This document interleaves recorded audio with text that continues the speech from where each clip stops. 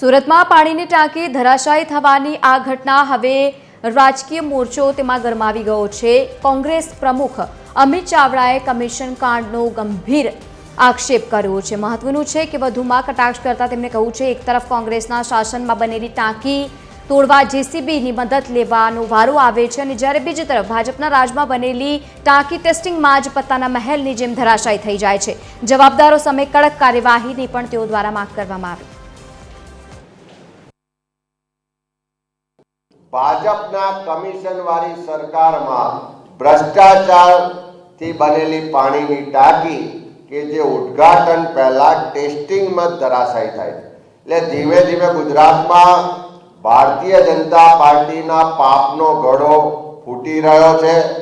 ધીમે ધીમે ભારતીય જનતા પાર્ટીનું જે કમિશન રાજ ચાલે છે એ ખુલ્લું પડી રહ્યું છે, એમનો ભ્રષ્ટાચાર પણ ખુલ્લો પડી રહ્યો છે અને ભ્રષ્ટાચારી સરકાર પણ ખુલ્લી પડી રહી છે।